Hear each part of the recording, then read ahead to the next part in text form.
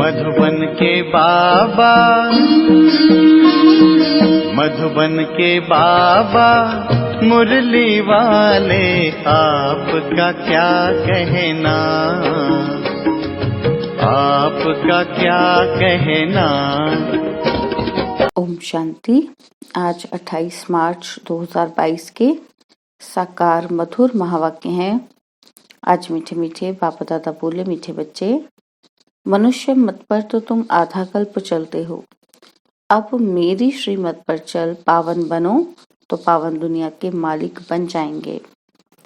बाबा ने कहा, मीठे बच्चे, मनुष्य मत पर तो तुम आधा कल्प चलते हो, अब मेरी श्रीमत पर चल, पावन बनो तो पावन दुनिया के मालिक बन जाएंगे। बाबा ने आज प्रश्न पूछा कि बेहद का बाप बच्चों को कौन सी आशीर्वाद देते हैं और वह आशीर्वाद किन्हों को प्राप्त होती है। और उत्तर में बाबा कहते, बाप आशीर्वाद देते, बच्चे तुम इस जन्म सदा सुखी रहेंगे, अमर रहेंगे, तुम्हें कभी काल नहीं खाएगा, अकाले मृत्यु नहीं होगी। कामधेनु माता तुम्हारी सब मनोकामनाएं पूर्ण कर देंगी, परंतु तुम्हें इस विष को छोड़ना पड़ेगा।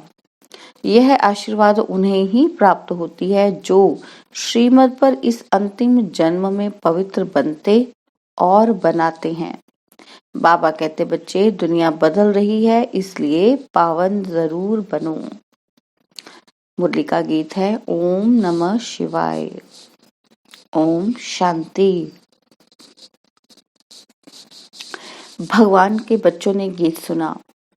अब भगवान के बच्चे तो सभी हैं, जो भी मनुष्य मात्र हैं वे सब भगवान को बाबा कहते हैं। वह सर्व का एक ही बाप है। लौकिक बाप को सर्व का बाप नहीं कहेंगे, बेहद का बाप सर्व का ही बाप है। सर्व का सद्गति दाता है और कोई की महिमा हो नहीं सकती। सभी उस निराकार बाप को ही याद करते हैं। तुम्हारी आत्मा भी निराकार है तो बाप भी निराकार है, उनकी ही तुमने महिमा सुनी है। परमपिता परमात्मा शिव बाबा, आप ऊंचे ते ऊंचे हो, सर्व के सद्गति दाता हो, सबकी सद्गति करते हो तो वह स्वर्ग के मालिक देवी देवता बन जाते हैं। मनुष्य मनुष्य की सद्गति कर न सके, मनुष्य की कोई महिमा है ही नहीं। अभी तुम बच्चों को बेहद के बाप द्वारा वर्षा मिलता है। आधा कल्प तुम प्रारब्ध भोगते हो, उसको राम राज्य कहा जाता है। फिर द्वापर से रावण राज्य शुरू होता है। 5 विकारों रूपी भूत प्रवेश होते हैं। जैसे वह भूत जिसमें प्रवेश करते हैं तो वह बेताला बन जाता है, वैसे इन भूतों में नंबर 1 भूत काम महाशत्रु है। आधा कल्प इस भूत ने तुमको बहुत दुखी किया है। अब इन पर जीत प्राप्त कर पवित्र बनो तो पवित्र दुनिया के मालिक बन जाएंगे। बाप ही सबसे प्रतिज्ञा कराते हैं। बाप कहते हैं कि तुम पावन बनने की राखी बांधो तो 21 जन्म के लिए स्वर्ग पवित्र दुनिया के तुम मालिक बन जाएंगे। मैं आया हूँ पतितों को पावन बनाने। भारत पावन था जब देवी देवताओं का राज्य था, नाम ही सुख धाम था, अभी है दुख धाम। एक तो काम कटारी चलाते हैं, दूसरा लड़ते झगड़ते रहते हैं। देखो कितना दुख है। बाप आते ही हैं संगम पर। यह है कल्याणकारी संगम युग। तुम बच्चे सुख धाम में चलने के लिए अपना कल्याण करने आए हो। बाप कहते हैं, अब मेरी श्रीमत पर चलो। मनुष्य मत पर तो तुम आधा कल्प चलते रहे। सदगति दाता तो एक बाप ही है, उनकी श्रीमत से ही तुम स्वर्ग के मालिक बन जाते हो। बाकी ये शास्त्र तो पढ़ते पढ़ते अब कलयुग का अंत आ गया है। तमो प्रधान बन गए हैं, अपने को ईश्वर कहलाकर अपनी ही बैठ पूजा कराते हैं। शास्त्रों में प्रहलाद की बात दिखाई है, दिखाते हैं कि थंब से नरसिंह अवतार निकला, भगवान निकला। उसने आकर हिरण्यकश्यप को मारा। अब थंब से तो कोई निकलता ही नहीं है, बाकी सभी का विनाश तो होना ही है। बाप कहते हैं इन साधु संत महात्मा अजामिल जैसे पाप आत्माओं का भी उद्धार मैं आकर करता हूँ। बाप आकर ज्ञान अमृत का कलश माताओं पर रखते हैं। माता गुरु बिगर किसी की सदगति हो न सके।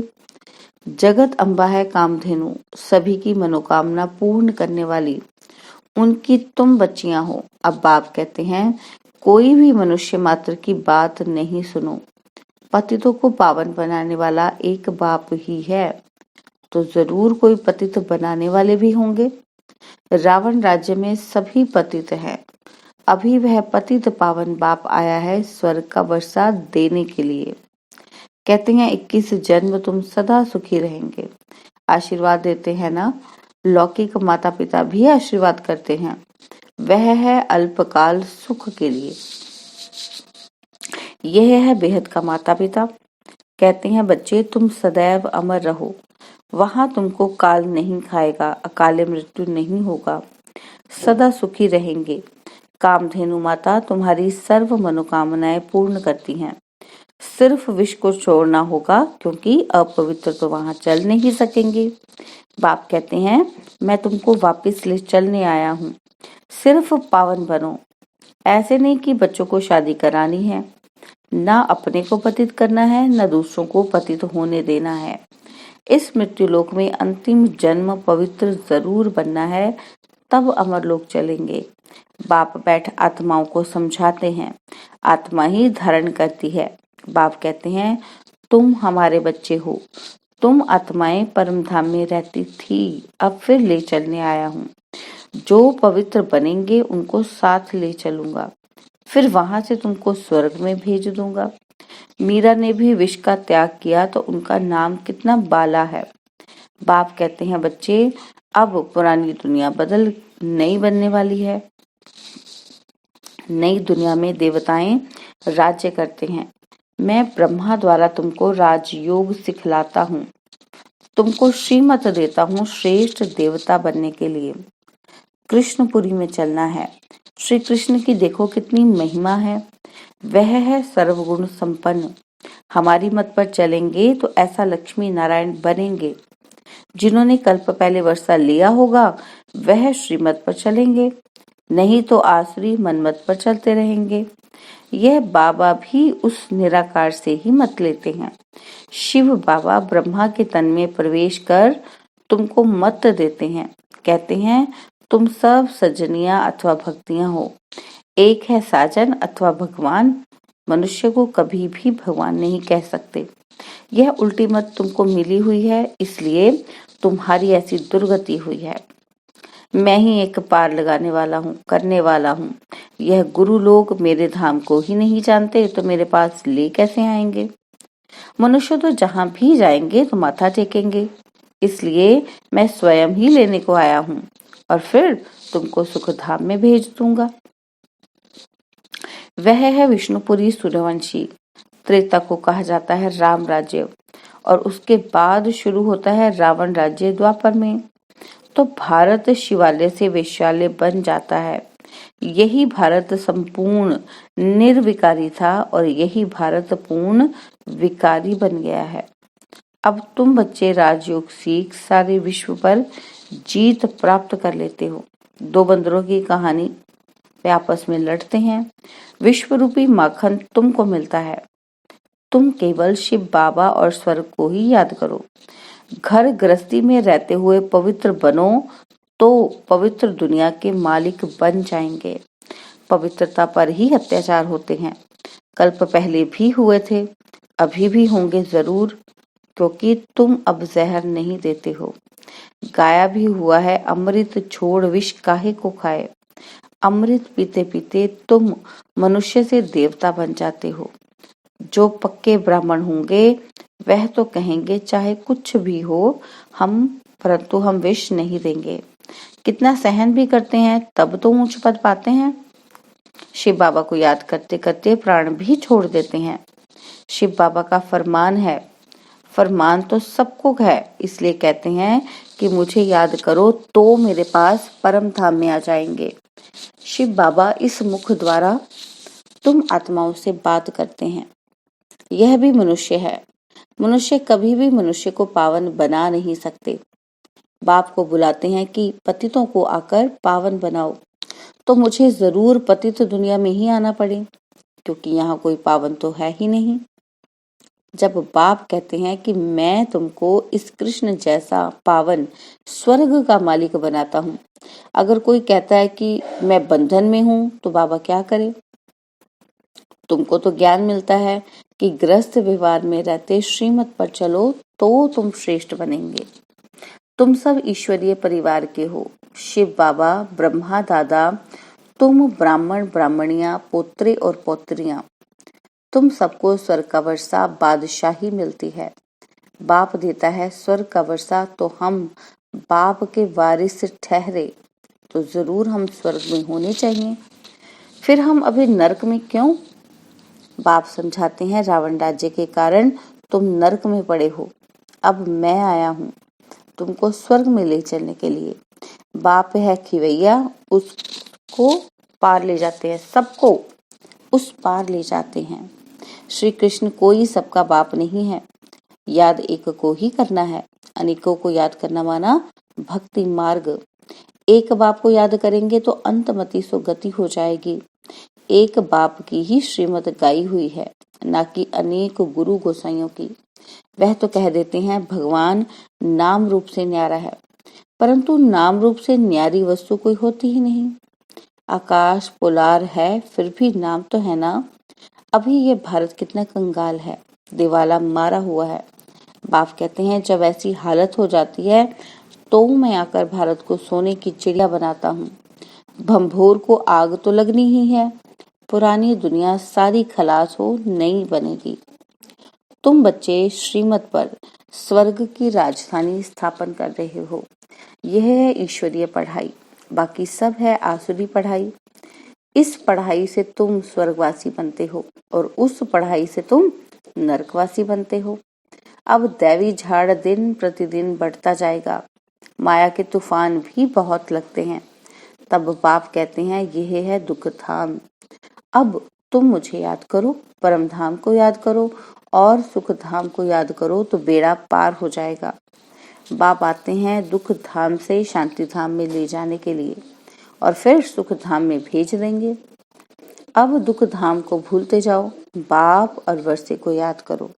अच्छा, मीठे मीठे सिकिलते बच्चों प्रति माता पिता बाप दादा का याद प्यार और गुड मॉर्निंग।